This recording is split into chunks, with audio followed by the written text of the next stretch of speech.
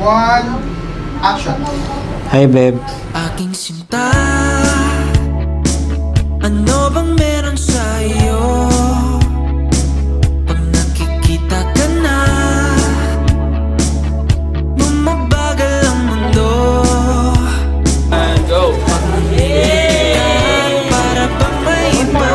Pag tumitingin sa'kin, mapupungay mong mga mata. Wala akong takas sa nakakalunod mong ganda. Halika nga, tingnan mo lang ng aking mga mata. Huwag kang titingin na sa iba.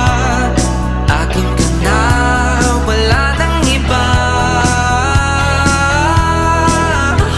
Andito ko hanggang sa ating pagtanda. Mamahalin kita basta't pag nahulog. Nakahawak ako, huwag ka lang bibitaw. Habang buhay na ako'y iyo.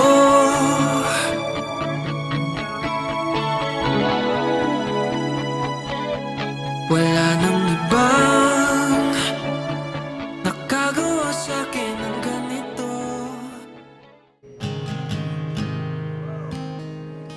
I love you. To my best friend, to my partner in crime, and now my husband. Finally, ito na. After 17 years, natuloy din ang matagal na natin plano.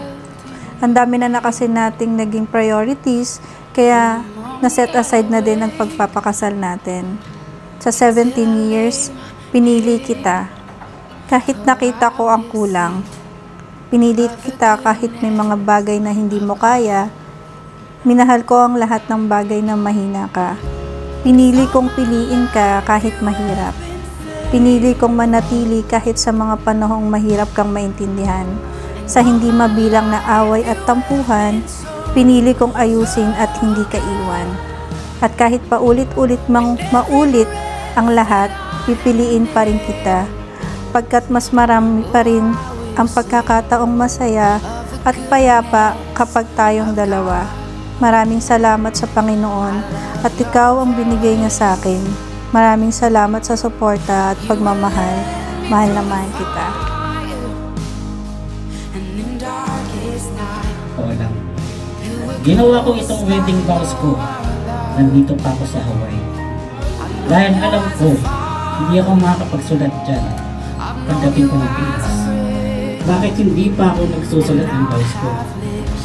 At ayun na nga, sa wakas, ito na ang pinaka-hinihintay natin for almost 17 years.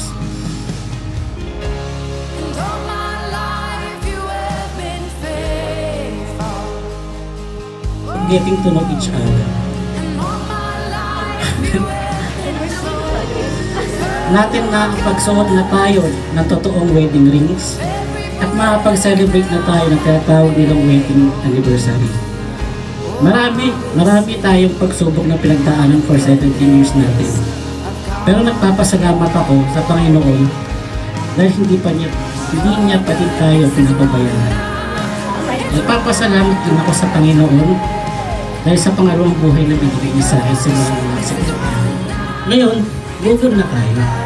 Wala namang magbabago kahit kasal na tayo. Patuloy tayo sa hamon ng buhay. Ngayon, baliktad ng mundo ko at sa US ng tahanan ko. Pangarap kong makasama kayo ng mga kapatid. Gusto kong maghirap man ako sa trabaho o pamumuhay doon. Basta kasama kita, magkasama natin maharapin ang bagay-bagay. Late man tayong kinasal o hindi natin abutin ang silver or golden anniversary. Pero ito ang pangako ko sa iyo. Nandito lang ako sa tabi mo, mamahalin ka in good times not to bad times. Salamat sa pag-aalaga sa mga anak natin at pag-aalaga mo pati sa akin.